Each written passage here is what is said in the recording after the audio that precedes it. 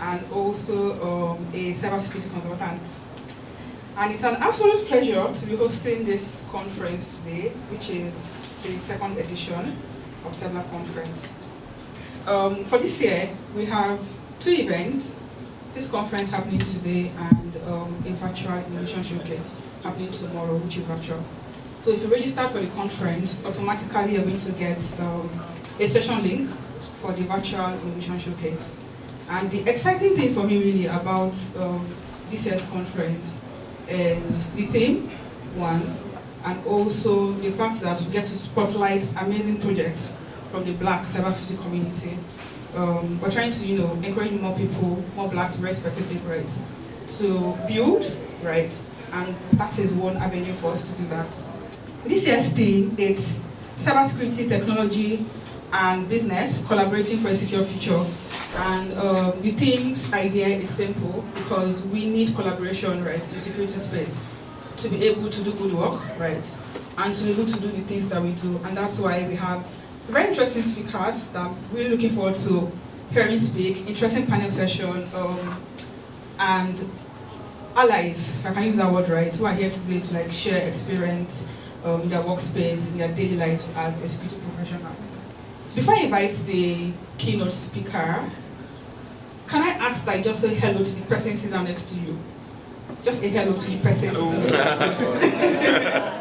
And I'm doing this because I go for events and I realize that I just sit down trying to listen to the speakers, and you just able to say hello to the person sitting down next to you. And the whole point here really is to network as much as possible. So yeah. Okay, that's great. You can still say hello from afar anyway. Just hello from afar, that's fine. Okay, alright, perfect. So now I'm going to invite our keynote speaker for today, and I'm really excited to hear him speak. His name is Dorian Skate, and he's the head of information security at Bovo Group. And that being said, we're welcoming Dorian to give us the keynote speech for today. Please round of applause.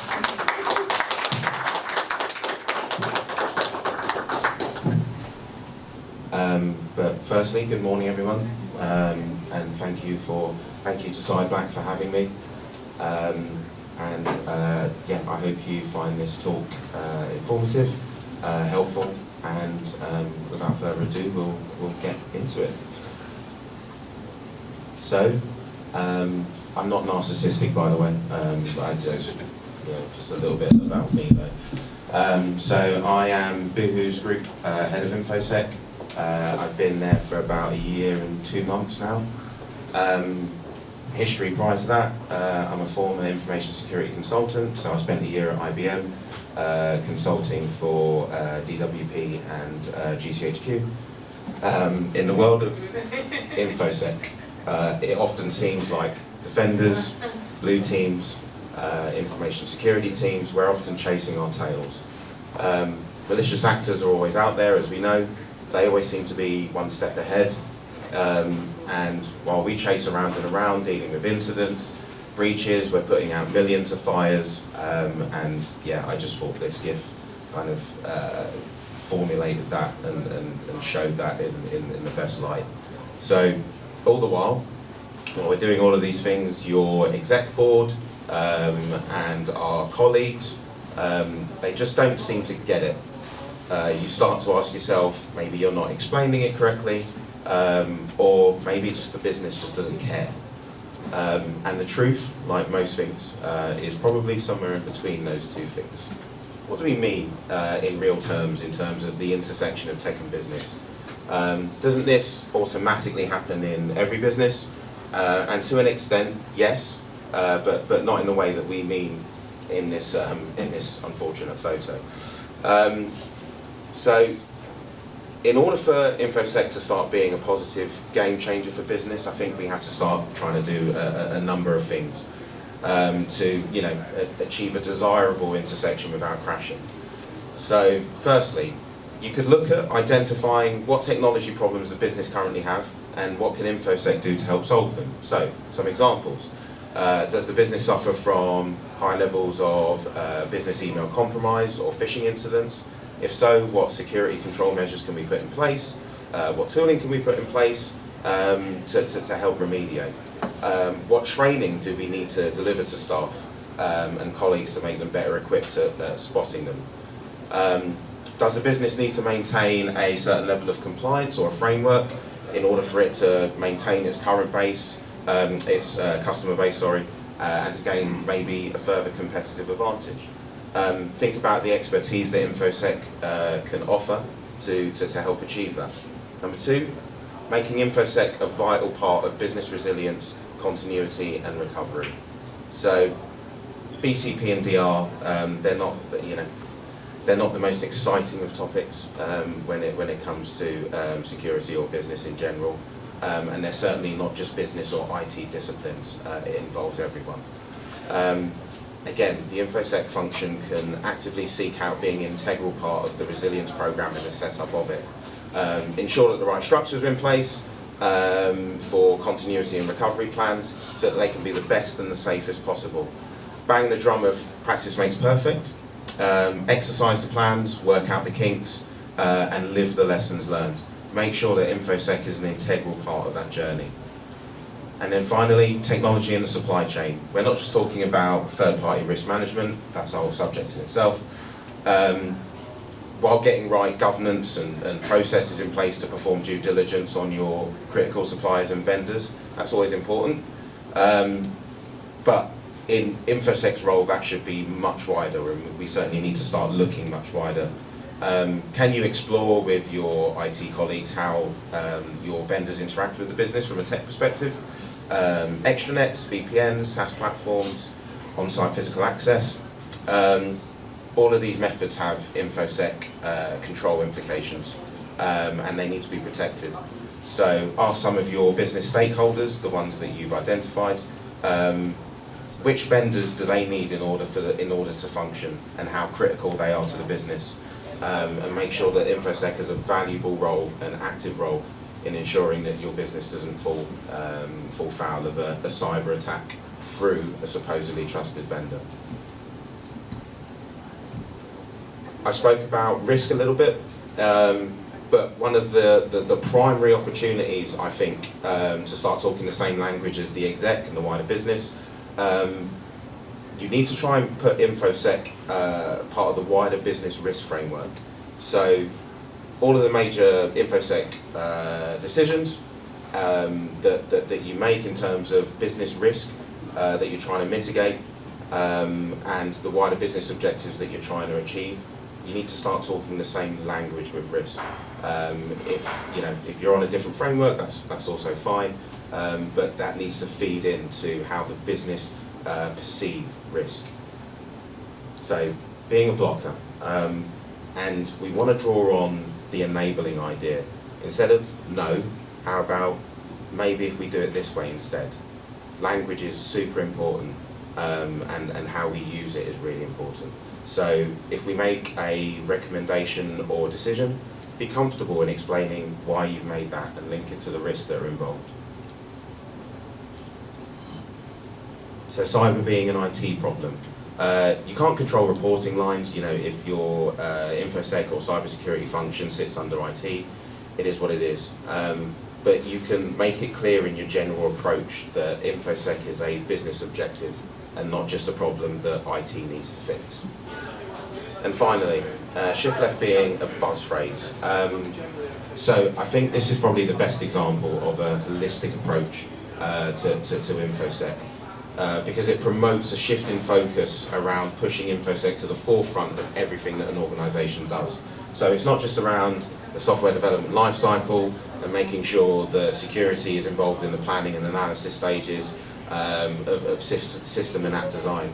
It's trying to push cybersecurity and information security into every organisational project, considering functional, non-functional requirements, objectives that are aligned to the business, strategy, governance. It's pushing InfoSec agenda through everything. So, in summary, I hope that some of my rambling today has given you an insight into certainly how I think a holistic approach could be tackled, again tackling legacy views, and try to combat some of the more, I suppose, damaging and slightly toxic views that businesses can have of information security. And as long as we're trying to do these things, and some of the good things that I've sort of mentioned about how to kind of change those views, I think we'll be on to a good thing. And that's it from me. Any questions? So I currently work for a SaaS company, and I think about 2 weeks ago, one of the managers, so he manages the data insights, and he said to me, I need a PM to do some work because we recently released a new product, and the security of my team came into question as to how we manage data. So now they pull data from different places, from AWS, from Snowflake, and so he said to me, I don't understand the architecture, like the security architecture of what I do, and it's all in my head. And if someone were to ask me, what is your data management strategy? I really don't know. And that was a bit shocking to me. I mean, I'm not fully in security, I just got into security, so this was something I thought, I will definitely help. What would you advise, what advice would you give to companies? Because you hear these things and you think that, as a SaaS company, as a data company, you sell product to help company manage their data and inject data and extract data for meaningful business decisions, you would assume that they have things like security on that block, but that's not always the case. So what would you advise for someone like me who's coming in to help them manage that process of, what is that data insight, security architecture, how do we manage data, how do we know that you don't have production data in their environment? What advice would you give to someone who's coming in to help manage all of that process? Yeah, no, good question. There's a lot to unpick there. So, having worked in consulting, it doesn't surprise me, what you've just described in terms of coming into a company and you think that certain things will be in place and then you quickly realise that they're sort of not. And it's difficult because, as you said, there's that wow moment of I thought you'd have this or this. Data and securing it, again, a huge subject. It will probably depend on sort of how data protection is viewed in your company at the moment. Do they have a DPO? Do they have a data protection department? Does that fall under legal? But again, going back to what I said about a RACI, someone needs to be responsible and accountable for data security in that organisation. It's important to figure out who that is, and if that's not happening at the moment, that's an important first step. And then it's about, I suppose, getting into foundational data protection principles.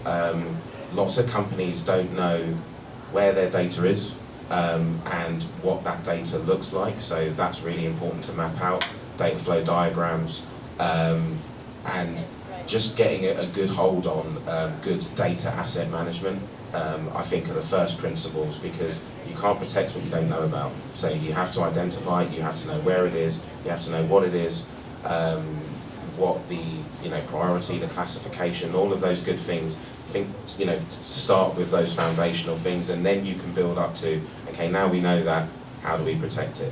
By the way, all of that sounds simple, but it takes a long time to do that.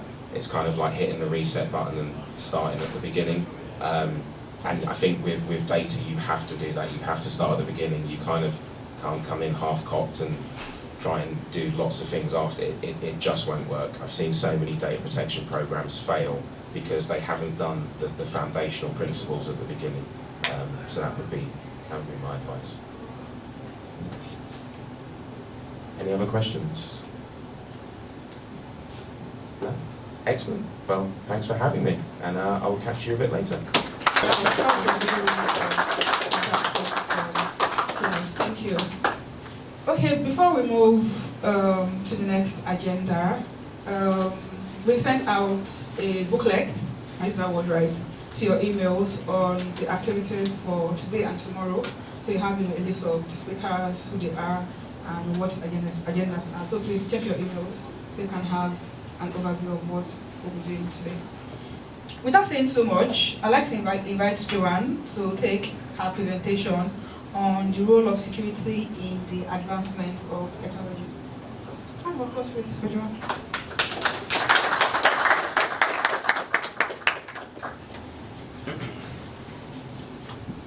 Yes. All right. Good morning, everyone. I'm excited to be here. I bring greetings from Scotland, and it's my first time in a place like this, where we have so many people of the same color, so many of us in one. Okay. Right. So I've been asked to speak on the role of security in the advancement of technology, and this is my profile. She said quite a bit about me, so I'll just move on to the next slide. Right, so I have a disclaimer there at the bottom. So I'm here for me, I'm not representing my firm, and this presentation is as a result of my personal research and what I have been able to learn. I'll be speaking this morning on topics that we're all cybersecurity, or I assume we're all cybersecurity enthusiasts. Some of us are very techy, while some of us, like me, aren't. I'm more of a generalist, so that's my disclaimer. Bear with me. And I'll be talking from a general perspective. So I'm not just seeing technology as our keyboards, as phones and server rooms and what have you. So, and when we're talking about advancement, there's that process which is continual. So we want to continually improve on what we have in place, the technology, the tools, the system, so that we achieve greater efficiency, probably more precision. We implement new ideas, and all of this is to make significant improvements in the way we live. So I'll be giving some examples later on, but the benefits of technological advancement cannot be overemphasized. It gives us quick access to information, improved communication, facilitated our learning. This is technology. I don't have to come out with a gong and shout, you know. But we've evolved through the years. Our tasks are simpler. We live longer because healthcare is improved. Jobs are created. 10, 15 years ago, when you say cybersecurity technologists, people wonder what that's like. In fact, it was almost like what you watch in James Bond, you know, those flying boats and what have you. So many things have changed, and even it's been applied to so many areas, environmental, sustainability, and what have you. So it's a whole gamut of so many things. And I have some pictures here. So if you look at the cars or the automobiles, they've come a long way. I think I probably came in at number 4 then, you know, from the crank cars that we used to watch in black and white movies. Technology has evolved to that little guy down there. So it seems like it becomes smaller. In terms of agriculture, we see technology advancing from the manual method used in the 1800s through mechanized farming, and all of these have been automated, as well as introduction of mobile technology, IoT, big data, and artificial intelligence in that sphere. If you look at education, I don't know how many of you ever had to grind charcoal to blacken your boards on Friday so that your teacher has a very black board to write on Monday morning with the white chalk. So that has evolved too through technology, and today we have three screens here, all displaying the same thing because we're learning, and that has shown the impact of advancements. In healthcare, we see the evolution from the germ theory, wash your hands, when people didn't even know that germs could kill in the 1700s, to antibiotics and the invention of big hospitals. Also, we see healthcare evolving through the place of imaging, CT scans, where you can see inside people's heads or every other organ in their body, down through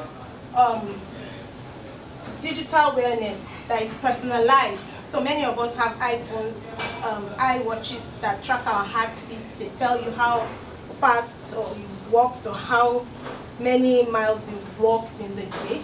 So all of these have benefited from technology advancements. In the area of money, nobody has a cow in their pockets to barter, because I have to bring something, I have to get something I want from you, and they both have to match. So you can carry millions of dollars or pounds in your phone, even in cyberspace. So all of these have evolved through the years.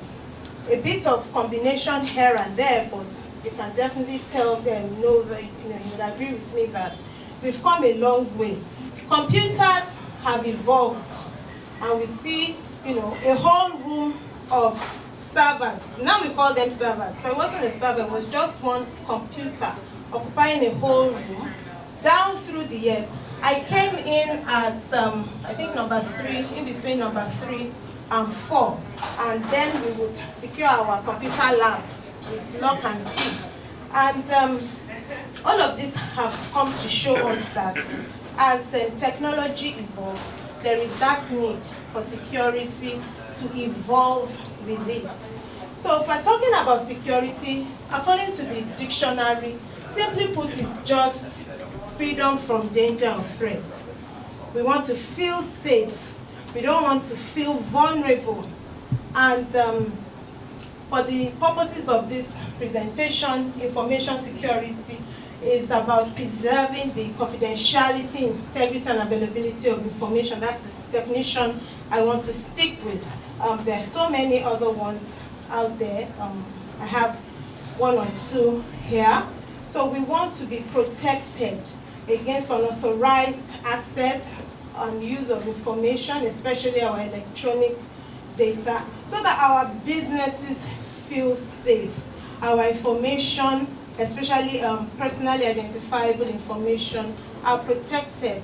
You don't. There was this breach reported, I heard on the news, I think yesterday, that I think the Irish police, someone made a mistake and exposed the information of their police, which is very, very, because this one's like, how you have own goal in soccer. So it was their own guy that messed up and, exposed the others. So it was really, really a bad one. So when you talk about information security, these 3 things have to be in place.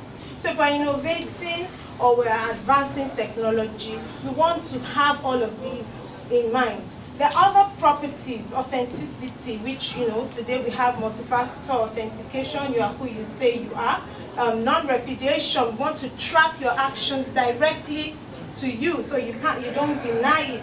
But everything still boils down to that, let's say, holy trinity of information security, the CIA. So I've put this picture here just so that we see cybersecurity not as a standalone, it's just a subset of information security. So every other thing out there in cyberspace is cybersecurity, But we need to see beyond that because we're capturing everything. A scribble on the paper, a note on the back, on the whiteboard behind you. You can't afford to be careless. And so we capture privacy, physical security, all of these make up the security we're going to be talking about or referring to in the context of technological advancements. So why all this noise? Oh, cybersecurity, oh, information security, privacy. We want to safeguard our reputation as organizations. We want to comply with regulations. Today we have more rules, laws coming out and protect intellectual property, especially because we're talking about advancements. We're going to be doing innovations. We're going to bring out new ideas. But we want to be sure all of these are protected. We want to support our businesses. Here, some of us may be oblivious, but not that we're oblivious. Some of us may have had it bad, especially coming from our neck of the woods when there is no power, there is no lighting, everything just goes off. So does the business end that way? So our business needs to go on. We want to strengthen our competitive advantage, protect personal privacy, and especially facilitate innovation in a safe and comfortable environment. So we implement security through the use of controls, people controls, physical, technological controls, regulations, depending on the industry. So we have the GDPR, we have FISMA, HIPAA for healthcare, and the frameworks, the cybersecurity framework NIST, COBIT, the COSO, and standards. PCI DSS is one I've done a bit of work with, especially along the lines of cards. So we all swipe our cards. We do tap on, tap off. How secure are these organizations? How secure are their terminals? So all of these, many times we don't even think about it. We have our cards, and the day I think it was about 5-6 years ago, I came on a visit and I knew that I could actually tap my card on a terminal without putting my PIN. I was shocked. So I had to set a limit. And believe me, don't tell anyone, my tap on tap off limit is £10. Because someone can pick up your card. Have you ever thought about it? Before you get to block it, anyone picks up your card, they can tap on and tap off. And all you get is alerts. You know, that's even if you're lucky to. So some of these things help us to put security, you know, in the forefront, not just as a side thought or as an afterthought. So now I mentioned, I showed a picture of the technologies as they advance. So also we see security advancing with the technology. So the phones, this was the oldest lock I could find the picture of for phones. So we see those locks, those dial locks, rotary phone locks.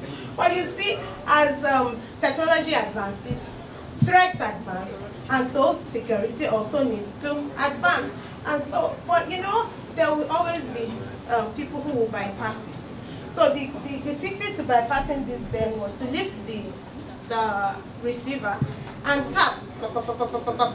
You know, the number of times you tapped, you know, that's how it will die. And people could still circumvent that. It went on to what we have today. Some of us still use our the security codes, and has evolved into facial recognition and other biometric authentication methods. For example, thumbprint. So it's very critical that security advances with technology. So in conclusion, security must be proactive and even preemptive. So you shouldn't have to play catch up with the bad guys, so to speak, but rather try and anticipate where they're coming from. Try and be a step ahead of them to mitigate these threats, you know, safeguard your own systems. It plays a complex, I will agree, because it's very complex. The role that security plays is complex, but it's very, very important. and it shouldn't be seen as an add-on or an afterthought. Security must be inbuilt, even from the design, from the ideation process up until implementation. So, and it's the protection of our existing assets as well as the ones that are, yet unborn, as I would say. So, because when we feel safe, we're able to explore and we're able to adopt new technology. We're able to sell these ideas to people around us. So, and this will also help us to reap the full benefits of all the new technologies and the advancements that we're making while minimizing potential risks and challenges. Thank you so much for listening. Once again, I apologize for my do you have any questions? I think you did a great job. Oh dear. So, should I take that as a compliment or otherwise? Absolutely. Thank you so much for listening. So I know, looking at the agenda, we are a little bit, over time with, Hapon's great presentation, so we need to allow them to pass all of the information as much as they can, right? So we are going for a tea break in the next, say, 2-3 minutes. But before then, we had a member of the community who was a very key part of Cyblack Conference last year. But unfortunately, she's not here today. We lost Olufunke sometimes this year, and thinking about how vital she was for our Cyblack 2022, we'd like to have, say, a 1-minute silence for Olufunke as part of this conference. Thank you.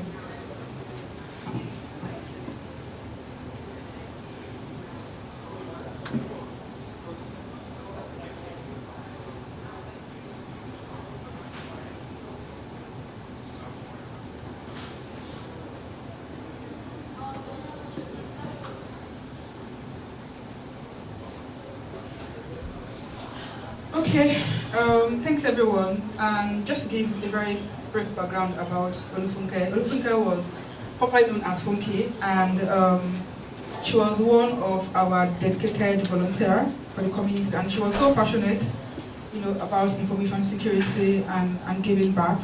She was always willing to lend helping hand, support her cause, support people, and she was one very understanding person.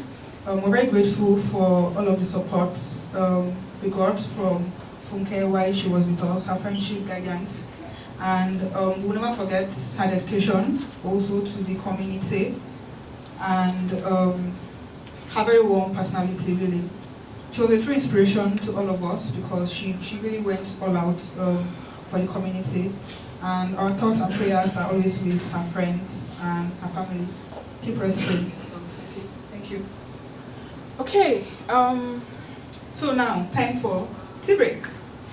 So you just have to move to the next room, just directly opposite this, and we have some snacks and some teas, and please.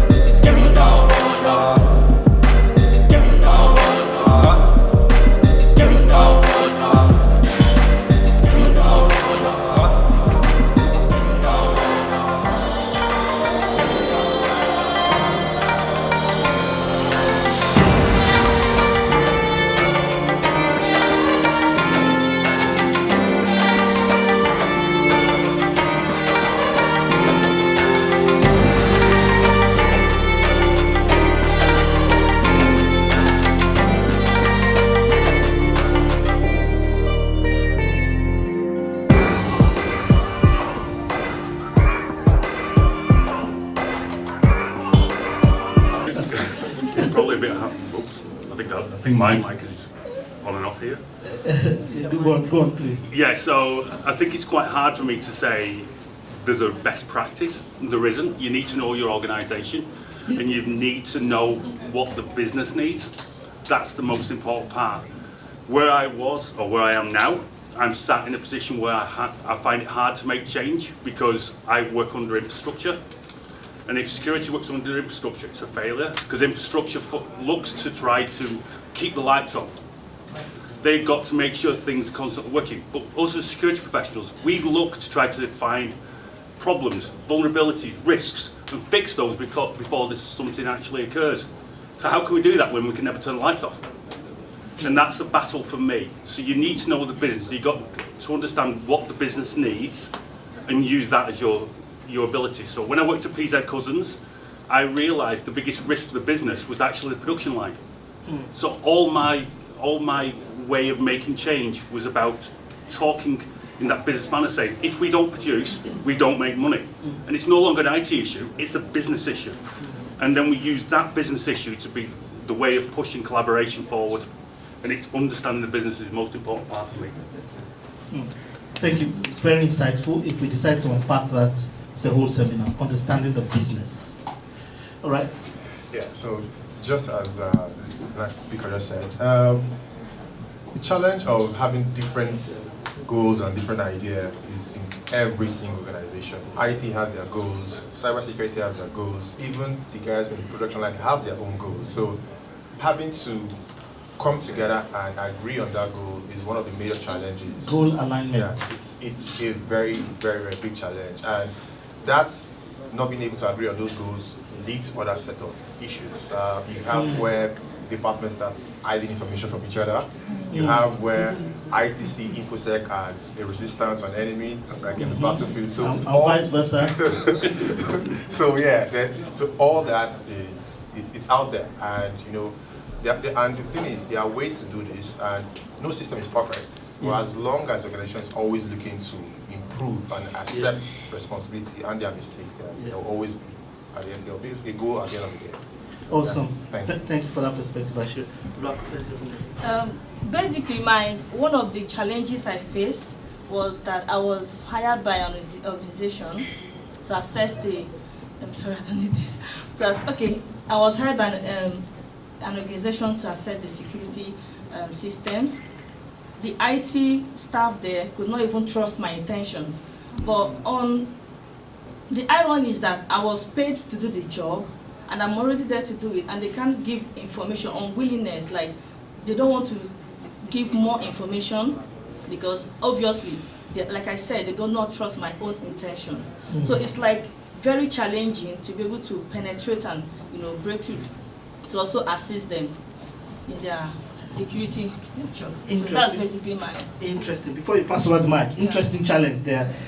So I would like you to start on that note. Since you have that challenge and there are loads of people here who benefit from this, what are your tips and tricks to collaborating effectively?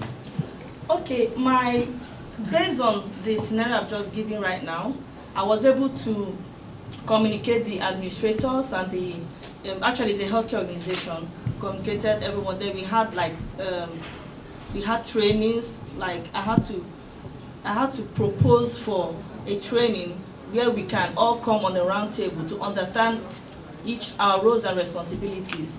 You understand? So we had more of communication as well, because we have non-technical experts and technical experts. So I had to communicate effectively to be able to understand what I'm about to do, its implications and advantages. So based on that, they were able to comply. Yeah, thank you. So you saw more resistance reduced because understanding increased. Exactly. When people know better, they do better. Exactly. Thank you. That's a deep lesson there.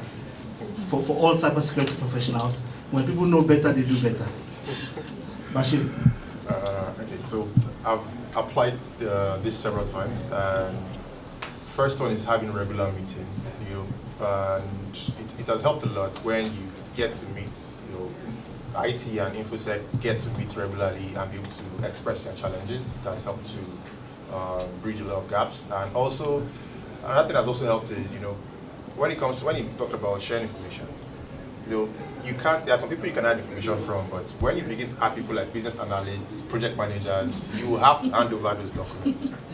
So what I've seen work most times is when there's a project maybe it has to do with security implementation, we just get the project manager, you know what, push all the burden to you. This is what we need, this is what we have, give it to you. You go do all the runaround, then come back and give us feedback. That has also worked. And another thing that also worked is having unified documentation, where as IT is working on documentation, security is also seeing it and also be able to make feedback real time. This has also helped a lot of times. And one thing that people even really take for granted is having team bonding amongst team.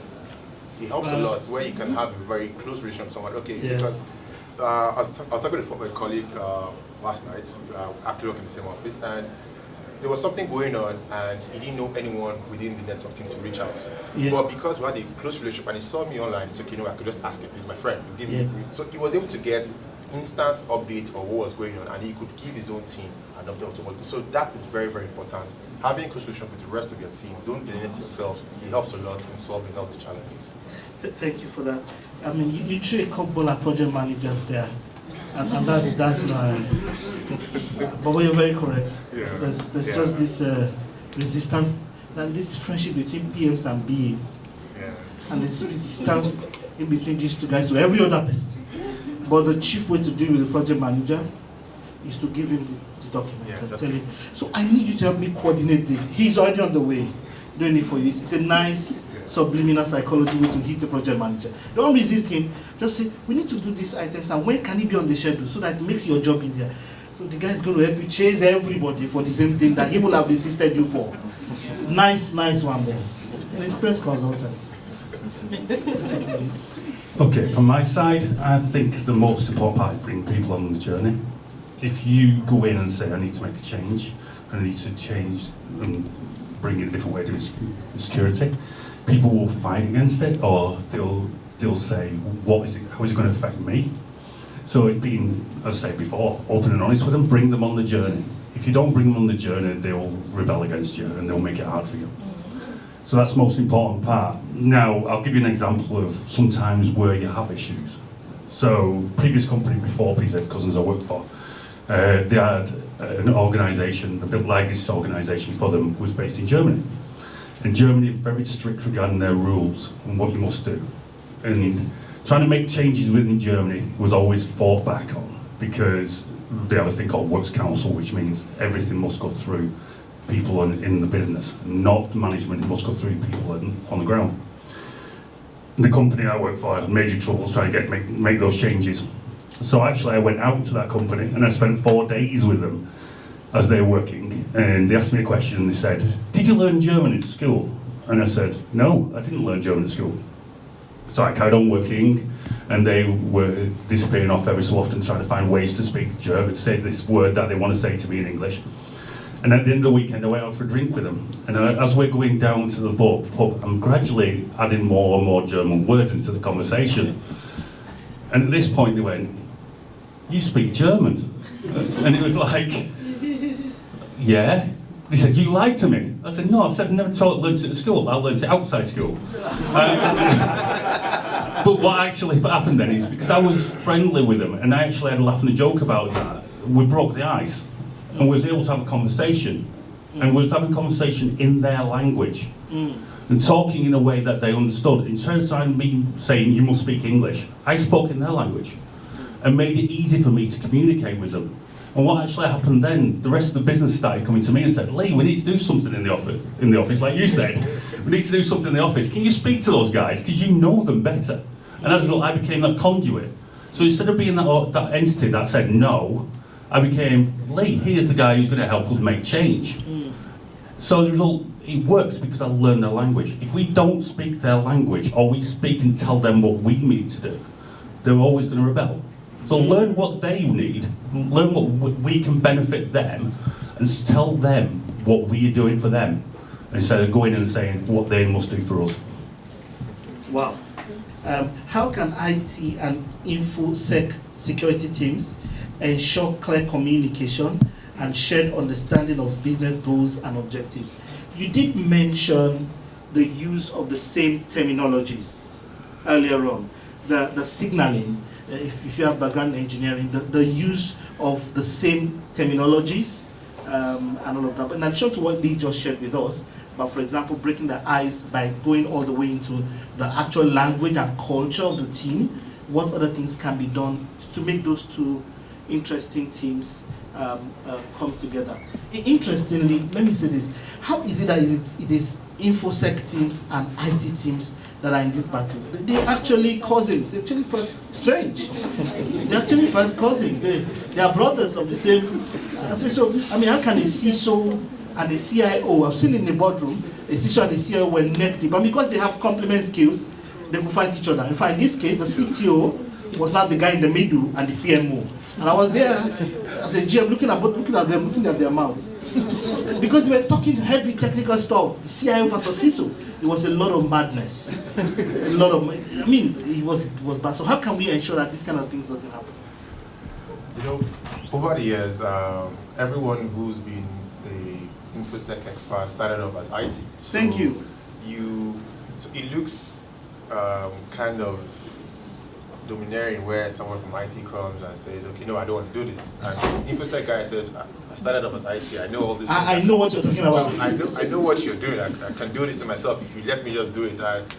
InfoSec, so another thing that comes, okay, you know, InfoSec gets, everyone wants to, you know, have a very peaceful day at the office, but you know, policies just come up, or one solution just comes up, and you have to go and meet IT. And IT looks like you're the bad guy, like I was enjoying my peace and quiet, now you've come with this. You gave me one last week, okay, like InfoSec, there's a guy with InfoSec who's in this team, and I hate the guy, because he keeps bringing every week one vulnerability or the other. We've not finished one vulnerability, he brings another one. And like, come on, like, I'm not paid to do that. Like, it's one vulnerability over the other, and he's doing his own job, and his own job is to make the business safe. My own job is also to make the business safe, but he's doing some things that I don't have the time to do. Like, as IT, before InfoSec came about, it's IT's jobs to go and find vulnerability about all of these things. But as we're trying to solve business users' issues, we can't go and sit down and be trying, okay, the Fortinet I have now, what's vulnerability on it, or the log I'm using, or network. I don't have the time to go and start checking all of that. That's where InfoSec come in. They do all that work for us and say, okay, this is, and they make it so easy. They talk, okay, this is vulnerability, this is what can be done to fix it. Okay, because you are the guys who have access to these assets. You just make out time for the change, carry out those changes, but you know, IT says, no, I have 10 changes to do, I have this. So all of this is about just finding that synergy. I say, okay, this guy, see him as he's working with me to achieve the business goal. If you have that view, a whole lot of things changes. Once you have that view that InfoSec is working with me to make my own job easier, because in as much as InfoSec is coming to tell you this is and this, they always bring documentation. They don't just come from nowhere. They bring the CV list, they say, okay, this is what the vendor has said you do to mitigate this. So they've done like the whole legwork for you. It's much easier for IT to work with those kind of people than an InfoSec come and tell you, okay, no, the firewall you have here, there's vulnerability on it, and I have to go and look for what the vulnerability is. That is more work for me. But InfoSec comes and says, okay, this is vulnerability, this is what can be done to fix it. Maybe upgrade from 7.0 to 7.5, and that's done. I know, okay, I only need to go to the device, look for the upgrade it, and done. So that is InfoSec working with IT to make it much easier. So those are ways in which we can make the business win at the end of the day. Because the business wins at the end of the day. The business wins at the end of the day. Thanks for that, Bashir. The meaning of that also is that the business loses. Yeah. So this argument and these emails between InfoSec and IT is denominated in waste of time and value to the business. That's a sobering point for all SEC professionals. And I have a quiet, sinister question. Not for now. Why do people feel InfoSec guys are proud? Because we are. Second sinister question. This entire noise and budget, that there's no breach for the past 5 years, and yet we have to keep paying the money every year as if we are your patients.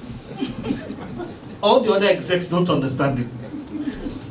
Only the CISO and his threat intelligence boys, and they have all this And I'm speaking as someone who has been on both sides of the divide. It's annoying. We're going to deal with that question much later. Let me hear from Uluaku, and then I'll come back to Lee. How can organizations promote ongoing collaboration between IT and information security teams? Ongoing collaboration. Yeah, basically, I can't say more than training. Training. Because of the involvement of this threat and all that, we have to keep having workshops, like conferences like this. I will just summarize it as training, nothing more than that, because we have to be awareness.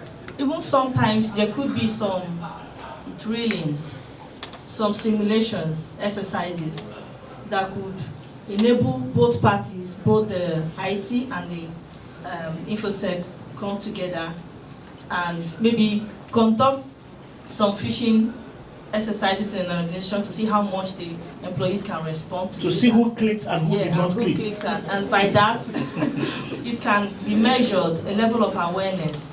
So in all of that, is still under awareness training. That would help us in effective collaboration.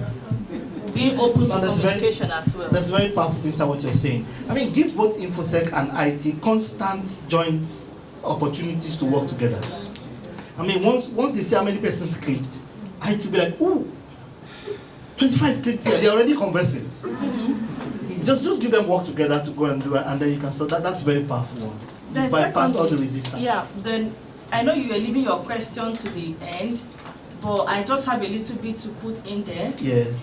You see, IT focuses more on functionality. Yep. I think that's one of the challenges. Yep. While they set up the system and everything is there, yep, but hardly pay attention to the security. To what could go wrong, risk. Yeah, on the risk. So when InfoSec comes, I'm like, so who are you waiting for me? You've set it up, then go ahead. That's why you think they're proud. They're not proud. They have what it takes to actually make. No, I'm just describing the body language and interpreting the look. Fine, but I've defended security budgets a lot. Okay. So there's a look on everybody's face, and then when I come in with my team, there's a look like fool, what again? Idiot. You hear people's eyes looking at you. Yeah. I mean, you see the CMO go like that, side, like shoulder looking at. But whenever that person comes in, they go like that. Then the CFO. Say, are you asking me to spend $10,000 on a switch? That the one I gave you 3 years ago, you've not reported that you caught any thief. Or there's a problem. So that body language, it took me a while to understand it. I know how to be gentle. So I start with a joke, I disarm them. I go, by the way, I'm here to ask you again for policing money. You're safe in your house, so that's why you don't know there's a burglary on the streets. So then they go, okay, let's give him half of it. I say, no, half will not cut it. So don't allow me to present anymore. I'm just saying that it took me a while to calm down. I thought they were against me in the beginning. I thought that resistance was against me. No, they just are looking at you, always coming with government. Then there's another one, regulation. You see, the InfoSec security has the need to be in charge to make sure that we are not caught on regulation. That bit is stressful for the IT professional. But you must ensure, because if it happens that there's a problem, it's going to be on you, InfoSec compliance guy at first. So that's another big area that makes me feel that we are proud. It's not that we are proud, it's just that your disposition. But the one they cannot understand is how I've set everything up, and then you are telling me there's a problem. How? And on the other hand, the IT is also overwhelmed with so many requests, update this. So they also need resources. To be allocated with enough resources to be able to pull through as well. Thanks for that. We have a last question to Lee. What metrics, and I also like Bashir to respond to that, that's the last question on my list. It says, what metrics can be used to measure the effectiveness of collaboration between these teams, between the security team and the InfoSec team? What is the, let's calibrate it. What should we look for in an organization?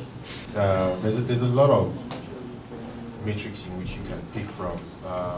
resolving a ticket, but before even getting to a ticket, before agreeing on what to even do, the time it takes, goal alignment, for you to align on the goals. Okay, you want to patch a vulnerability. Before you even agree, okay, the vulnerability needs to be patched. The vulnerability is already existing. So before you have 5 business day meetings, before a ticket is being created, before a change is being created to work on the ticket, time is going. So the metric is, how are you reducing the turnaround time from seeing the vulnerability to creating the ticket to implementing the change, and implementing the change one time, not I do the change once, I have to do it again and again. So all these are ways in which you can measure the metric. Because the vulnerability has always been there from day 0. So if you wait till 3 months, that's 3 months free time for an attacker to come in to do whatever he wants to do. It's not, and when an attacker comes, they don't care whether you guys have piles of tickets coming up or whatnot. They come in and they come in strong. The attacker does them. So there are different angles in which you can pick out all the metrics from. So like I said, continuous improvement is needed in every organization. So you might have a system that says, okay, maybe it takes us 2 weeks to, from when the vulnerability has been detected by InfoSec to when it's being patched by IT, but the question is 2 weeks is still a bit too long. So how do we improve the process from 2 weeks to 1 week? When it gets to 1, how do we improve that to 1 day? So these are ways in which continuous improvement can help an organization at the end of the day. All right, thank you so much. Let's open the floor. We have only about 3 minutes more. Yeah, don't worry, I am looking at the time. 3 minutes more, then I'll leave with a dangerous conclusion. Over to you. So my question is for the entire panel. What role does leadership play in the relationship between IT and security? The role of leadership. Panel?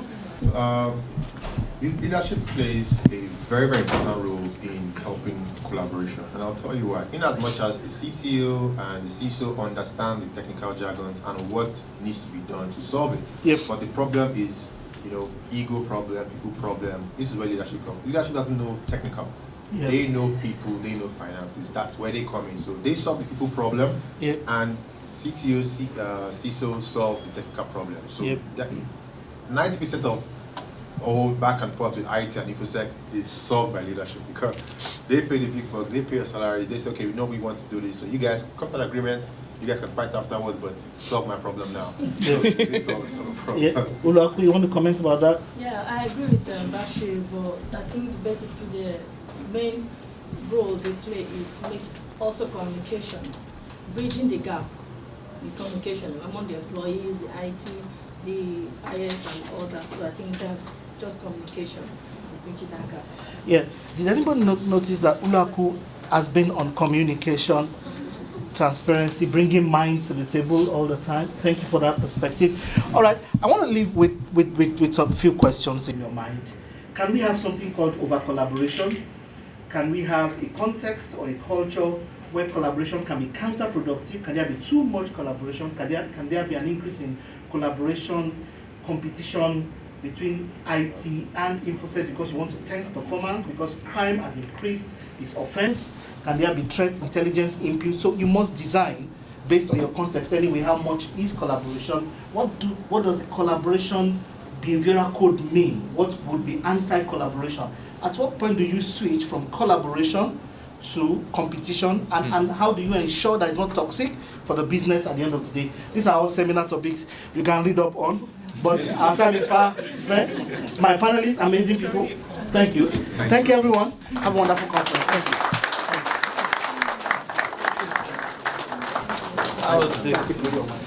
Next is a very interesting session. I mentioned earlier that we have one of our major partners here, which is Dish. I'm not going to tell you what Dish does really. I think they're going to tell you what Dish does and who they are. And to anchor this session, we have 2 people. We have David Blickman. I hope I got that pronounce. Oh, I was looking for you, Ade. Correctly. Yeah, we have David. David is the digital security and cyber industry lead for Barclays Eagle Lab. So Dish is like a consortium of Plexel, Lancaster University, Manchester USA, and Barclays Eagle Lab. So also we have Ayan. Ayan is the founder and CEO of Digital Sec OSS, and Ayan has 11 years of tech experience, and Ayan is very passionate about AI and cybersecurity. Her journey started at Google, but I'm going to leave the rest for Ayan to give you more insights on what she's building. That being said, I'm going to hand this over to David. So yeah, my name is David Bleekman. I am Barclays Eagle Labs Digital Security and Cyber Lead. What that means is I lead on the cybersecurity vertical that Eagle Labs looks after. So do many of you know Eagle Labs and what we do? No? Okay, so I'll just give you a quick overview of what Eagle Labs does. So Barclays Eagle Labs is part of specialist teams in Barclays. And we are a large incubator network for tech startups for the UK tech ecosystem. So we work across a number of different industry verticals, namely one of them being cyber, which is mine. We also work across agri-tech and health tech and law tech, energy tech, and a number of others, fintechs as well.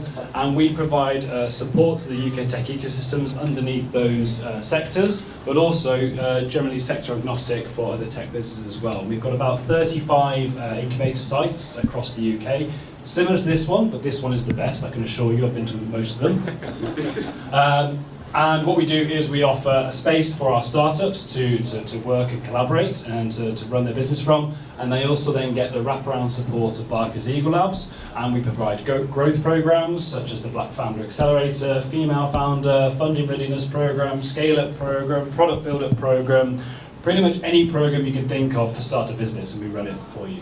So yeah, that's a quick overview of what Eagle Labs does, but more to look at what Dish does now. So first of all, I'll go as to why Dish. Why does Dish exist? Okay, why are we here?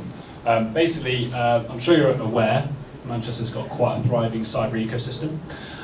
We have a number of accredited universities, such as Lancaster University, University of Manchester. We have the Northwest Cyber Advisory Group. GCHQ have recently located to the second floor above us. Okay, and when GCHQ came here, they were in conversation with the council, and they were like, we need a digital security hub. We need to access talent. We need to have more of a face towards the population to be able to attract that talent.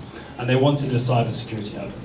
So they got the council to find some government money and put out a tender for an operator. And the concept was going to be an incubator hub that supported businesses, but also supported Greater Manchester's cyber security needs. And Barclays Eagle Labs saw this and thought, we'll have a bit of that. That's exactly what we do, so we can get involved in that. So Barclays went in for a tender alongside Plexel, who are our innovation specialist, Lancaster University, who are the lead academic partner, and the University of Manchester, who are the other academic partner. Together, we make up the Fab Four that are delivering Dish for Manchester City Council. So just a little bit about how we do our business. In terms of supporting our businesses, obviously we've got the space, which gives you the physical space. But then you've got the full wraparound of Eagle Labs as well. So you've got access to all of our programs. Like I said, we've got our Product Builder program, Funding Readiness program, Scale-Up program. We've got industry bridge programs, one of which I'm currently running called Cyber Bridge, which is looking to bridge the gap between startups and corporates by bringing them to work together. And then, like I said, the last part is this is our sort of our diversity and inclusion golden thread, or our wraparound that we try to look through the lens on and everything that we do. We're working with a company called Digital Advantage, who provide training and upskilling in digital careers for the neurodiverse and neurodiverse backgrounds. We work with the Black Founder Accelerator, which is one of the Barclays programs. We have a Female Founders Forum and a Female Founders Accelerator as well, which we can offer, and a whole host of different things, including this lovely event that we're doing at the moment as well. So really a massive amount of support available to you. And like I said, Dish is here for you. Dish is here for Greater Manchester. Dish is here for, for your cyber security needs, your support, your resource, your business support, whatever it is you need. So if there's anything, please do get in touch with me or any of my team, and we'll do our best to help you. But at that point, I will hand over to Ayan, who can tell you firsthand what it was like being on the Dish Accelerator and how Dish has supported her. So thank you very much for listening to me. Feel free to get in touch afterwards. I don't really use a mic, so I hope you can hear me. Do I need it? I do? Yeah? Alright, okay. No problem. I guess I'm the Dish and Barclays Eagle Labs beneficiary. But before I go there, my name is Ayan Mohammed, founder of Digital Oasis, and we are an AI and robotics company, essentially helping our users to predict, improve, and automate their business processes, specifically to do with CRM, ERP, and risk management as well. But I'm here to just talk about Dish and also Barclays Eagle Labs. I first came across Dish, I think that was in November of last year, a few months after moving from Kenya to Manchester. And so that was in November, and that was on a program called the Cyber Foundry. A little bit about the Cyber Foundry was that it was delivered actually in this room for 4 weeks and in 2 parts. The first part was basically essentially teaching you about relevant cyber skills, helping other businesses implement them into their businesses where they work. It was essentially a cohort of business owners and also people who are working in cyber in the businesses that they are employed at. Now the second phase of that was something called a technical assist, which we were privileged to benefit from, and that was essentially we pitched a project to Manchester Uni or MMU or Lancaster University, and they essentially picked up the project to basically help us build the MVP for our solution. So we were on the last phase of developing our data security tool when Dish came along. So thanks to the University of Manchester, which was picked up by, and we were able to, I guess, finish the development of that tool. So that is a little bit of how the academic partners and also Dish can help you.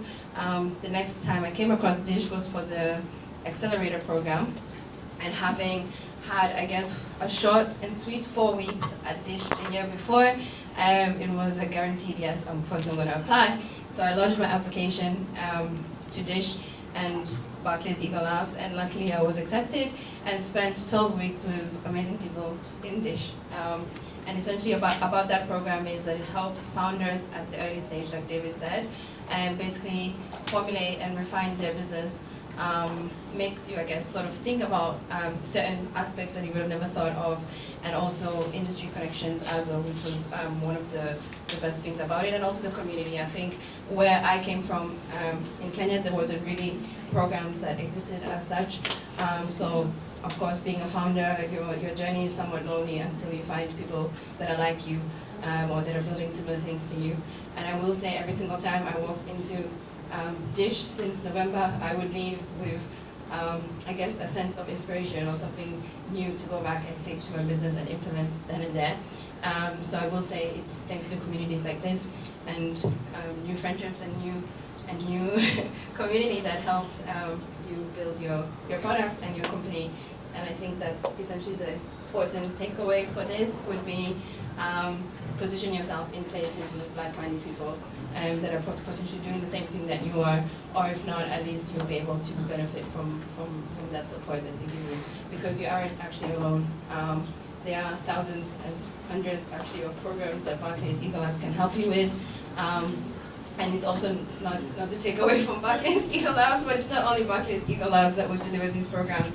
I'm one of those people that are avidly on the internet seeking opportunity, but I feel like sometimes they come to me in the form of ads and the algorithm because I keep clicking the same sort of things all the time. So sometimes I'll go on my social media and instead of looking at, I don't know, somebody I went to kindergarten with, it will be, oh, apply to the Cyber Foundry program, which is actually how I got on.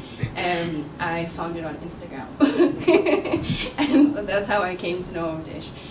So the programs and the support are out there.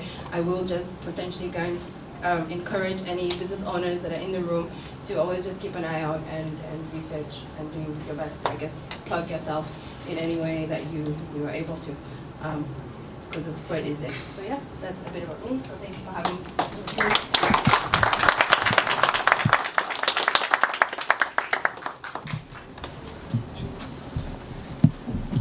Hi everyone, my name is Ege Erebo. Can you hear me? Yeah.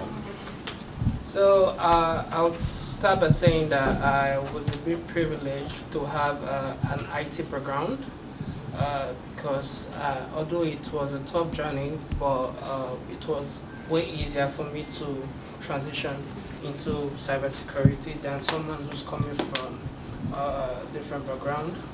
So I did a program in computer science. That was my bachelor's degree.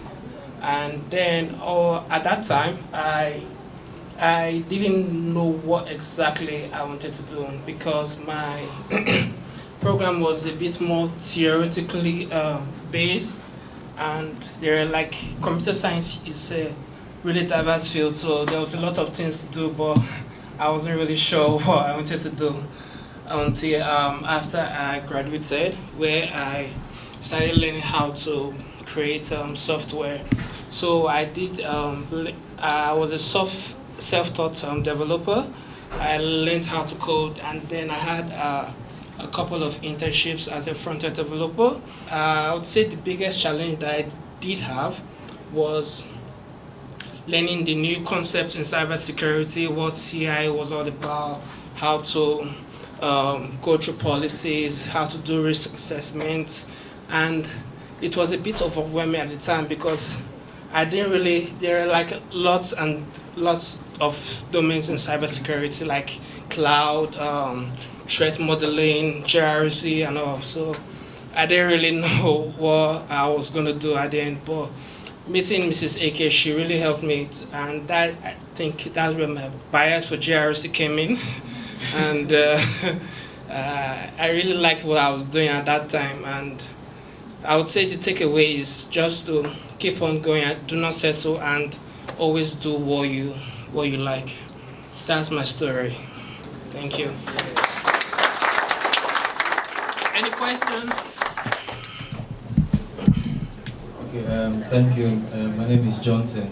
I'm not sure if it's a question or an advice or I'm just putting it out there. Okay, so before I came here, I used to work as a network engineer. You know, in IT, you just get these big titles. So basically, my job was just laying down cables and. So when I got here, I got a job with like purely engineering role now with a car production firm. So at one point it got boring, right? Because you're doing the same thing, seeing robots every day. So I thought, what could I do? And before I came anyway, my name is Eromsele, so you should know. I want to put out there so you know we are from the same state. So I did at NIT Benin. I did the A+, the CCNA, just local. Then when I go here, I'm a little bit flustered because I'm not used to speaking in public, sorry. So I did some research and I saw one robust IT school, kind of an institution. So I paid for the cybersecurity thing. They gave me this course outline. Started with AZ 900, S900, Network Plus, Security Plus. Then the last one that's left for me now is the ethical hacking, which is for September. But I don't think I'm comfortable. I don't think I even know what I'm doing. Basically, I just know I have these certifications, right? I don't even know because I think I paid heavily for that thing, but I don't know if most of the results I used to pass was from YouTube, basically. And I was just putting out there, if you want to do anything, just go to YouTube and rest of it.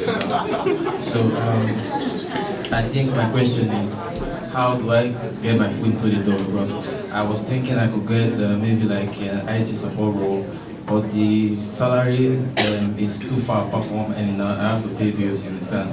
So I'm just confused, you know.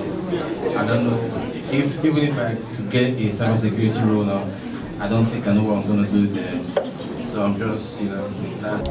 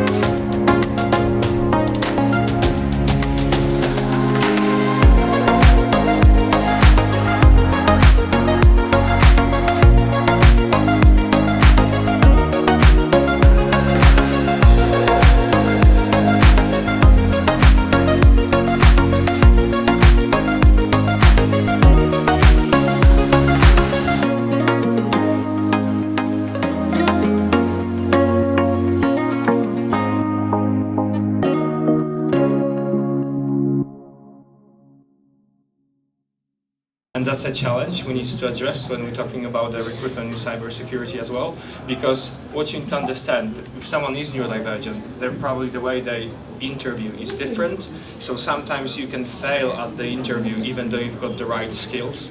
So it's important to try to think about yourself as well, how you interview, what was your past challenges, what worked best for you, and have a thought about it and then speak up. It's from the interview point of view, when you try to get the job, it's important to be upfront, you know, with your hiring managers, or the people you speak with. And it's important to say what worked for you before, what wasn't. It's not in a bad tone. It's actually worked in your favor.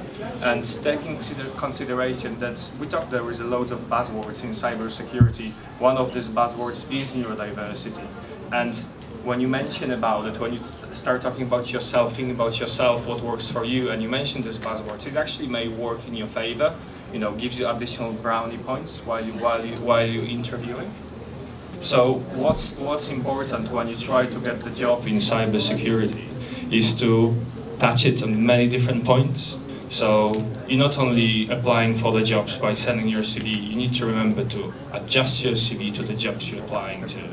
You need to remember that if you just apply for the roles, there's probably hundreds of you like calls apply for the job, so it's important. You need to stand out somehow. And one of the way to stand out is also to try to find the hiring managers. So if you've got a job, try to identify who person responsible may be for this job and message them as well, additionally. So you have a couple of different points so you could be contacted and get the job. And you need to be persistent as well. You ask about the certification. I think it's a very common question on my bootcamp. So how the bootcamp works, you basically are hired in a dummy company and sorting different security challenges every day. So you actually have got a practical knowledge on the bootcamp I'm already in. So it just matters, you just need to be brave, you need to think about what you already did in terms of your cybersecurity and add those bits to your CV. If using Try to Hack Me or Range for Labs, whatever you're using to upskill yourself, add those bits. You can generate a certificate from Range for Labs. In Try to Hack Me, you always got the score how good you are in comparison to all of the people. So that's additional bits which are very important. If you're coming from a different industry, it's important to think about your transferable skills.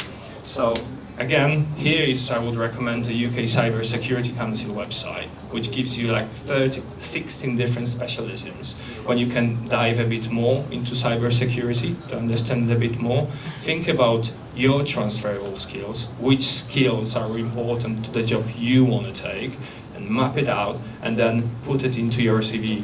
When you're transferring from different industry to cybersecurity, it's important how your CV look like. And sometimes it's difficult to look at your CV and say, oh, everything I did was important. It was, you're right, but it wasn't particularly important that in a new sector. So you just need to try, when you're making your CV, try to make it more generic.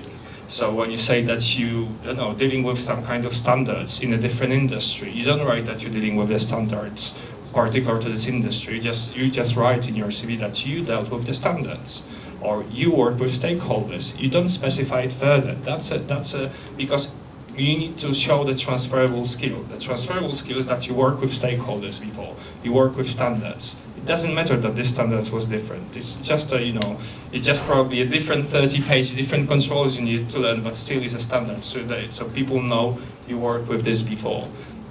So I think that's important to look at. And my advice would be, in terms of your CV, when you write it, outside of the fact that we all should know it shouldn't be longer than 2 pages, it should be easy to read.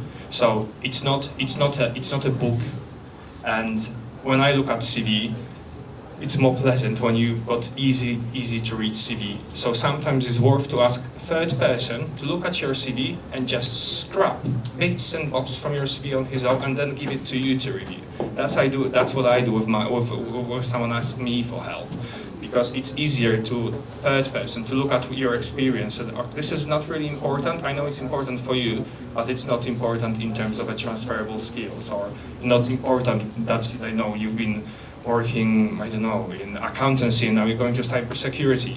So not everything you did was important. So try to write your previous experience as generic as possible, because generic will be easy to translate it for the new skills. So that's important thing, I would say. Something else you would like to add? I think you've covered most of it there, but the additional stuff I would mention is that I think 70% of jobs are never even advertised. So your best route to getting a role is to network with people on LinkedIn, other social media platforms. Is to actually find companies that work in that space and link in with the decision makers, whether that be people who are in cybersecurity directly or within IT. I would definitely recommend that you do that, because as good as recruiters as we might be, we're a very, very, very tiny piece of a very, very big industry. I think the last year, $10 billion worth or pounds worth of investment in this industry inside cybersecurity. It's growing and growing. So if you want to become part of it, you need to find a route to do that, which, to be honest, most of the jobs are not even advertised. They just go under the radar. People literally just find other candidates through LinkedIn and other platforms, engage with them directly, interview them and take them on. So I'd say networking is a massive part of actually trying to find a role. And the CV is very, very important. Making sure your skills are on there very clearly, making sure that your achievements are on there very clearly and visible. And then also sort of any sort of salient points that will really relate up to any job roles. So if you're going into GRC, understanding frameworks is important. If you're a pen tester, understanding vulnerabilities are very important. And if you're a SOC, you can work well under pressure. All the different sort of things, you need to make sure that you relate it back to the job role you're going for. It's absolutely vital. Because otherwise, any employer looking at that CV, they're going to say, why is this person applying for this role? There's nothing here that relates back to what they're trying to do. That's why it's important to take the actual job specification and write in a lot of the stuff that they've got in that specification into your CV to make sure it's immediately apparent. I know why this person's applied. Yes, 5 things out of the 10 already match. The other 5 I'll find out in the interview. So it is very important to do it that way. Any questions? Yeah, thank you very much. So the question is from my experience here. So I have a background in software engineering, and I did an MSc in cybersecurity, a few certifications, and before I got my first cybersecurity role, I had some experiences with some recruiters that even though they're like software engineering, you would think it's like super transferable, but the thing is, like, even for software security roles, which is like directly like applicable, a lot of recruiters didn't really understand that, and you know, they wouldn't even put me in front of a hiring manager because they didn't think I would be successful. That was, you know, that was kind of a barrier for me. And I think I got lucky because for some reason, the hiring manager about over a year ago kind of saw my CV and decided to interview me, and that went well. She's actually in this room now. But before that, a lot of the time they didn't really understand. They were looking for, like, sometimes they would look for very specific things, like you have to know this particular framework. But it's like, I'm not a developer anymore. Like, I'm trying to secure applications. I don't need to know as much as the person that developed it. Right? That would be asking for the impossible. And yeah, I don't know. I got lucky, but not everybody in that kind of situation would get lucky like that. So, do you have any advice for people that might be facing that in this room? First of all, when you're writing your CV, you need to remember that there will be someone non-technical who will be reading it. If he won't understand your CV, he won't do anything about it, because he will have 5 more which he will understand. So that's why you need to put a lot of emphasis on this and on finding the right people. So, as you said, it was just a matter that the actual hiring manager had saw your CV, not HR person, and that's what it is. You need to find hiring managers, not HR people, because more likely they won't understand you. I think there is also data which are important in here. How important is that? So we've got, I think, around between 30 and 36 graduates, cybersecurity graduates every year, and we've got only 11,000 entry roles. So for each of your role is 3.5 person. So to know, when you know the stats, you know that you cannot just set the generic CV or just a normal CV, because there is 3.5 person who wants your job as well. And that's why you need to remember, you just need to do more. It's not like you've got 10 years experience and there is, like million jobs for the experienced people, and that's a different story. But when you're entering the market, you've got 3.5 people per your one job. So you need to do more than enough, if that makes sense. Yeah, thank you. So recently I've applied for, I've got on LinkedIn, and I got a director in a company that messaged me and called on my LinkedIn, said, you know what, I think you'll be good for this application security role, which I think is his own problem. When I was hearing his own, I'm like, this is what they want in this interview I've just gone to. And they were like, they need someone with an application security background. Even though all I was saying was interesting to them, they say, oh, they love the energy, they love the attitude, but it's not it. It's not it. So I'm just thinking or asking, like, is there any way you think as recruiters, we as job seekers can tackle these technical questions aspect? This is not just your CV now. Obviously, they've seen your CV, they think you are a good fit in a way, but they still want to know, okay, what extra thing does this guy have? And even if, when I was showing them, like, I'm a continuous learner, you know what, this thing, I can learn it fast and I can even upskill myself. And they were the guy was just nodding his head, and like, okay. And then the next thing he said, you know what, at least to some extent, I'm not saying I did 100%. I won't lie. At some point, I'll tell them this question I'm blank. I don't know it, to be honest. And they'll be like, okay, no problem. They will tell me. And then at some point, I say, okay, don't worry, we'll get through to you through the whatever. And the next is unfortunately the love letter. So what I'm just curious about is, the first challenge I had was how to even pick, okay, where do I want to be? I honestly faced that challenge. I'm really happy. I want to do cybersecurity. This is what I want to do. This is my passion, you understand? And that's what I've been about. But when I now got, okay, this is what I want to do, now applying for job, I got another interview that said it's a defense role.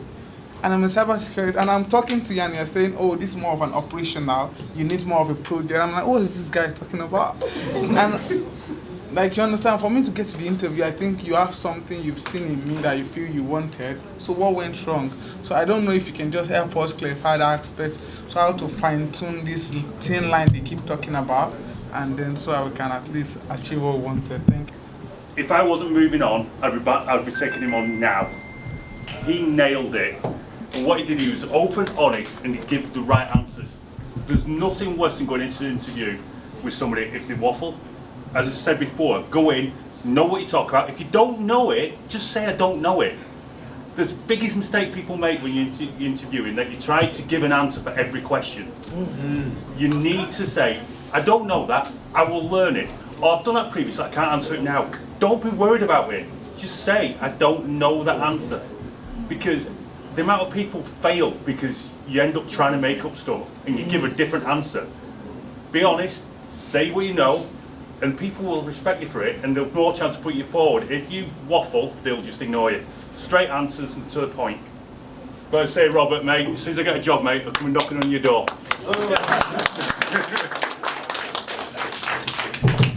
First of all, we need to remember that in terms of job adverts, there are usually wish lists. So you don't afraid to apply for the roles which you don't tick all of the boxes, because there will be probably plenty of people who will do that. There's also stats saying that if you're a woman, less likely you will apply for any roles which you don't fulfill all of the requirements. do it, apply anyway. When you know the stats now, and you will see that, remember that, and apply anyway, because there's plenty of other people who will do this. It's exactly the same as for neurodivergent individuals. They're less likely to apply for the role if they don't tick all of the boxes. So that's one thing. When you're trying to transition to cybersecurity, and I will repeat myself, 3.5 people for one place.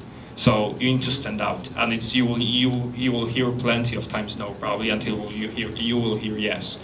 And I can refer this to I'm sitting on investment now, so I'm developing a tool, and that's exactly what I was told. Michael, you will hear million no's until you hear yes. You just need to be persistent. That's what it is. You just need to be persistent, take the lessons from each interview, ask for feedback if possible. Because then you know what you can improve on. And in terms of technical questions, it's difficult for me how much technical you are, or how much technicality they require from you, but it's usually not as much technical, I would say, from my experience at the interview, especially at the entry level or analyst level roles. So maybe if you can ask for questions in advance, I think, and that many people don't know about it. Especially if you're in a bigger organization, you can easily ask for the question for the interview in advance. You can justify it with your neurodiversity of the way just how you perform better, and that's absolutely fine. You can also ask for extra time at the interview, which also people are afraid to do. It's like, oh, sorry, could you when you ask me the question, could you write it down as well in a chat? It will work better for me. And people will do this. It's nothing unusual. Just people don't know they can ask for things like this. Ask for extra time for an answer. That's absolutely fine. But you just need to make the interviewer aware, so they know what to expect and how to adjust the interview process. So maybe that's an issue. Maybe you're a neurodivergent and you know about it. That's why you've got a struggle at the interview. So it's a matter of having a reflect. What works for you, what didn't work for you. And next time you will have interview, after you are accepted for the interview, send information to the hiring managers. Listen, I suspect I'm neurodivergent, or whatever you think you are, and these things didn't work for me at the interview. This word, could we do something about it, or could I have interview questions in advance? You can ask for loads of things. You just need to be aware that you can do this. That's my answer. I think the only thing I would add is that you also need to know what is, like Michael just said about the interview itself. You need to understand what's the purpose of it, because obviously each stage has a different purpose to it. So if you're not performing so well on maybe the technical questions, maybe you need to understand about what they're doing, what technology they're using, what sort of tools they're using before the interview, so you can prep up on it a little bit. Because it'd be a wise thing if you know that if they're using Burp Suite, make sure that you the day before, a couple of days before, you spend the maximum amount of time using that technology. So if they ask you questions, that you've got some answers for it. Because to simply just sit there saying, sorry, I don't know that. If I was a hiring manager, I think, okay, entry level or not, they should at least have some basic understanding of things. So, you know, you've got to put yourself in the mind of a hiring manager.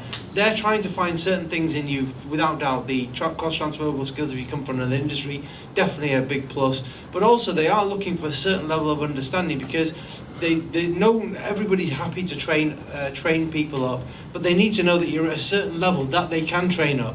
Because if you come into an organisation with no understanding, that means they've got to start from the ground up, which no hiring manager will want to do, because budgets and the rest of things. So you need to demonstrate that you are at a certain level. So find out what tools they use, and I'd spend a few days in advance using those tools, making observations, and then being able to talk about it.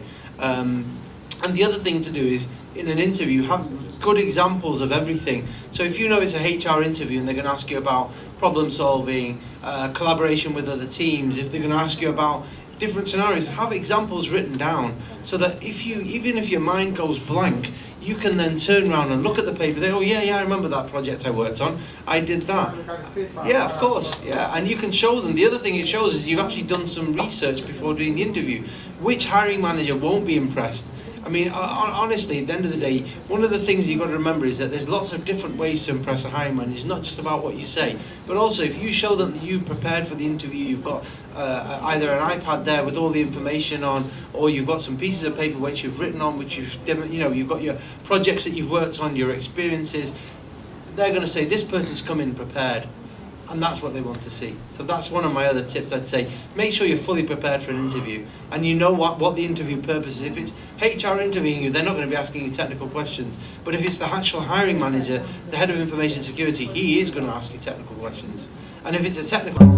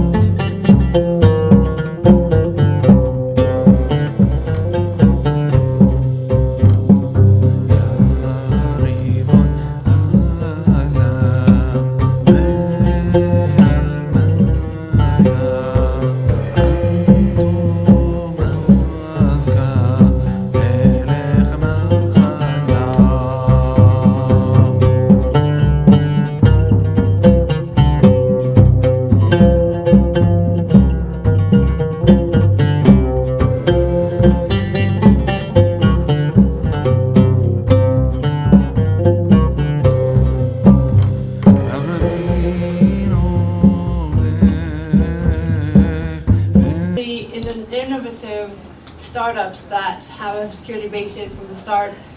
I don't know if any of those exist really, because usually there's stuff comes first and then they remember, oh wait, should we secure stuff? So any security program, I'm taking the areas of the NIST framework to articulate this, will look something like this. So we'll have identified, what do we have to protect? What's our context? Who are we? What's our mission? Why are we here? That's really, really, really important, because if you don't know what the thing is, you can't protect it. Literally every organization is about to experience what we're going to all experience today. So let's move on. It's the weekend. Yay! It's been a hard day, it's been a hard week, and you're finally able to kick back. You know, it's a sunny day, that never happens, but you know, today it's sunny, but that never happens even in summer in England. And you just had a really good meal. For me, that's Italian, you know, that's what I like. But you just had a really good lunch, and you know, it's England, so the good thing is that nobody will ever call you on the weekend. So this is the type of event we're talking about that brings an entire organization to its knees. So we can call it ransomware, we can call it data exfiltration, whatever it is. Even though you've been working in this industry for a number of years and you've been thinking about nothing else, when you're faced with the actual thing, there will be a level of shock. Some people forget everything they know when they're shocked. So you have to be ready for feeling shock, and you'll feel failure. You weren't set up to success. A lot of times, that's part of our job, not to be set up for success. We have to make success happen. But you'll still feel failure. Even though the failure is pinned on somebody else, it's still yours. And you'll feel assaulted, because whatever you say, when somebody attacks your company, or the systems you've been working on, they've attacked you. It's an act of violence, and you're part of it. No matter how good you are, there are people who spent their life becoming the people who you call on when things get really bad. They're just waiting around for you. And if you've ever had an incident, they'll also pop up after you'll have an endless choice of IR. It's a very, very chaotic situation. A lot of things are happening. People are around you are in heightened emotions, and it's one of those experiences you'll never forget. You're in a race against time. There's constant pressure coming from all directions, and you're still under attack. So I've seen incidents where when there was a data dump, the threat actors included in the data dump documents that were created part of the incident response. So they might still be in there, no matter how well you secure your technology. You need a support system.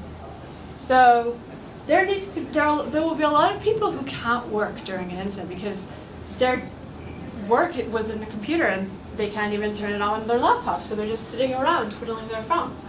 So have those people go around making sure that, you know, the IT people who are working their butts off are getting support, are eating their meals, are getting breaks, and have somebody cushion the pressure that's coming from above to protect these critical people working in your organization day in and day out.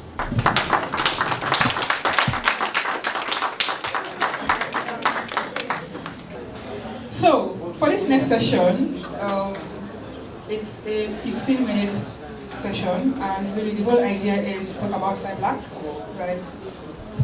Okay, yeah, my name is Jude Osamo. Currently a lecturer in cybersecurity in Glasgow Caledonian University. Worked in cybersecurity for a while. Still currently working in security. My experience has been around security operations, consultancy in security as well, and I also have one startup which specializes in email security. Having worked in security for a while as a SOC analyst, I realized that a lot of times, 80 or 90% of the time, people click on malicious links, and you know, there's also the impact it has on those that work in SOC as well. So I decided to come up with something that could solve problems around them. Most of the trainings we conduct on Cyblack is at zero cost. So what we do is to, you know, select people who are interested in getting upskilled. We've had people who are lawyers, people who are in different, you know, STEM backgrounds with zero knowledge in security. And we've taken them all through trainings around incident response, penetration testing, and ethical hacking. We're also taking them around cloud computing as well as GRC. You know, some of those very four cardinal areas. And in the process, a good number of them have gotten jobs. I'm sure some of them can testify. People like Ege, who was among the first cohort of, you know, the interns in the Cyblack program. I don't know if we have one or two persons who will be able to, you know, talk about the experiences they've had and share, you know, to the world to see that, okay, great things are happening here, and we hope to have more collaborations in the future. So far, 55 of our interns between January to April, we've had 55 of them, and 70 between May to August.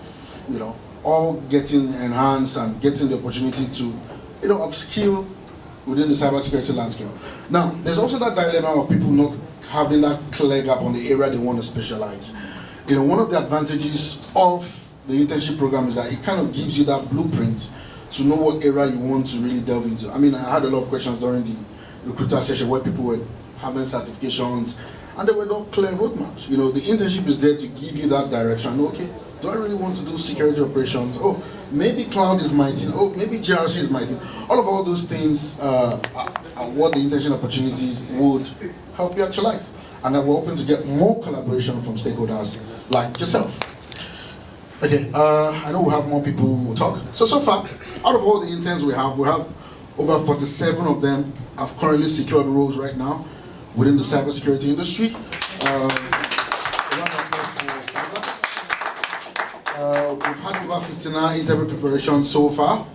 You know, so day in, day out, once in a while, once people have interviews, you know, a few of us will just try as much as possible to see how we can give you heads up on how to, you know, navigate some of the interview sessions. And trust me, it has been really tremendous. In fact, some of the testimonies, sometimes I'll tell Mrs. Eke, this thing is looking like magic. Like, it's not the same road that some people are trying and they're not getting.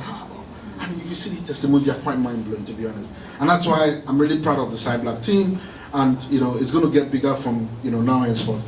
So far, we've had over 4 dissertation support as well for those who have master's program and need help on how to arrange a thesis and all that. You know, we've had a couple of that as well. So that's our LinkedIn profile, that's our Twitter handle, and that's our Instagram handle. And before I say thank you, the other guys want to have things to say, and attack down there. Alright, so Cyblack has been a major one for me personally because the first one is the gap analysis you mentioned. I had a couple of experience back at home, and then I got here, I got a different story entirely. I'm going to start from the base, forget about your experience from home. And also there's the part where I needed to know what is really going on in the cybersecurity landscape in the UK, because you probably don't even know what you're doing back at home. Even if you're doing where you want to know if it is on a global level. So the internship gave me that gap to know my strength and then to know what other things to focus on. The domains were very, very strong, and then there were key people that handled the domain, so that goes a long way for me. Then the other one is mentorship. It gave me access to mentorship. I had access to Mrs. Eke. That leads to the third one, boldness. I remember calling Mrs. Eke. I was done with the mentor in Cyblack, and I told her that they say you don't get a job with your experience back here. And they said, who told you that? And one thing I realized is that you don't know more than your circle. I had students in my circle, and that was what they were saying. So hearing from her gave me that boldness. And she was like, you get the job. My wife was there, and she was almost like, does she has a job for you? But that was the boldness for me. And then, fast forward, before I was done with my program, I got 2 offers, sponsorship offer. Yes. Wow. Yeah, I got within 2 weeks. Yeah. I'm also happy to know that the other offer that I didn't take, Mrs. Eke told me that someone from Cyblack got it. And I didn't know it. So it's a major one. And that was when I knew that I can get to a stage to say that sponsorship is not a big deal. Yeah, so Cyblack. Alright, so like I said, great things happen here, and we're proud of the team, and thank you for listening to our TED Talk. Thank you. Yeah. A final remark, a closing remark by one of our boss, our co-founder, Iretioluwa. I'm sure everyone knows Iretioluwa, so I don't have to introduce her, but yeah, over to you. Thank you, Cynthia. Where do I start from? I don't know where to start from. I would like to say thank you to everyone who took out time to attend Cyblack Conference today. I mean, if you were here last year, you will know that what you are seeing today is bigger than what we had last year. It's big, and we appreciate every one of you. Without you, there will be no Cyblack. I want to do something interesting now. I want to thank our host. But I'm not thanking her because she's the host. Sylvia, come please. I'm not thanking her because she's the host. I'm thanking Sylvia because this is our 2nd year of planning Cyblack Conference. Yes, we did it together as the founders, but Sylvia coordinated the process. I want to do something. I would like everyone to please give Sylvia a standing ovation. A big round of applause for planning Cyblack Conference for the 2nd time, and not just that, for making this event very successful. I want to also acknowledge someone here. I know a lot of people have been asking, who is he? Who is he? Where's that person that is always sending question and answer in our Telegram group? He's here today. He's the man in pink over there, Salami Bashiru. I would like to say thank you for keeping our Telegram group going. Bashiru is always sending question and answers for people who are on the Telegram every day, keeping us informed, helping us to get more knowledge in cybersecurity. When I see some of those questions, I'm like, wait, am I sure I have experience in cybersecurity? What's going on here? I need to go back again and check my knowledge. Thank you very much, Bashiru. Also to mention that he's an interview mentor. He has helped a lot of our students. Interestingly, someone reached out to me just recently. Bashiru was the person, also alongside one of our co-founders, Kachi, who supported the guy for an interview. And when this guy got the job, he got 2 offers, sponsorship. Please help me give Bashiru a round of applause for a job well done. I'd like to say a big thank you to you. And moving on to our volunteers, thank you so much. Cyblack Conference today is a success because of some of the volunteers. Please, can you call them to come in? Because of some of the volunteers that we had, they came in here today by 9 a.m., even before a lot of us, and they've done a lot to make it a success. They've shared the parks, they coordinated the food, the access to the building, and all of that. I would like to say thank you. Thank you for dedicating your time. Some of them are over there. That's Mushokwe and Tina. This is Innocent. This is Olakunle. Thank you so much for dedicating your time, and thank you for making it down. I would also like to thank some of our internship mentors. A lot of things happen in Cyblack, and people think it is just me. No. I can cannot do everything. If I do everything, I won't be here today because I'll break down. We have a lot of people behind the scene doing the work. And one thing I like to do is that I like to acknowledge these people for the hard work, for the work that they are doing, because without them, there will be no Cyblack. We have our internship mentors. When people see the teams, what happens within the internship, there are people who are working tirelessly to make these interns better people for the society and for the community at large. I don't know if any one of them is here, but I'd like to say thank you for everything that you do and how you support us in the Cyblack community. My husband has been here since morning. I just want to say, I know he has been coming, but he's sitting over there. He has been here since morning. He brought me and he took today off. My husband does not do cybersecurity, he's into construction. But he said, for this conference, he's going to take the day off. He's going to stay with me, he's going to dedicate his time. I know he doesn't want to come in here, but I'd like to say thank you to him. When people tell me thank you, I literally say I thank my husband because it's part of the success story. If I'm not having it good at home, there is no way I'll be able to make out time to support all of you who are always coming to me. So I'd like to say thank you to him. Not forgetting Dish for this space. Last year we had Cyblack at the University of Salford. Today we are doing it in AA at Dish. And guess what? I've been hearing lots of comments and feedback about this space. This space is better than what we had last year. It's very serene, it's good. And people are able to network and all of that. I would like to say thank you to Dish. Thank you for the opportunity you gave to us to use this space, the collaboration. And I look forward to future partnership with you. I look forward to doing more things with you, and I hope that we sustain this relationship. And lastly, I hope I've not left anyone out. Lastly, Cyblack co-founders.